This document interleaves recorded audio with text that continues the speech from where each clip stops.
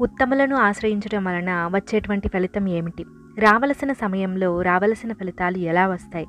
అనే విషయాలు తెలుసుకోవాలంటే వెంటనే వీడియో చూసేయండి. చిప్పబడ్డ స్వాతి చినుకు ముత్యం బాయే, నీటబడ్డ చినుకు నీట కలిసే, ప్రాప్తి కలుగు చోట ఫలమేల తప్పురా, విశ్వదాభిరామ వినురవేమ.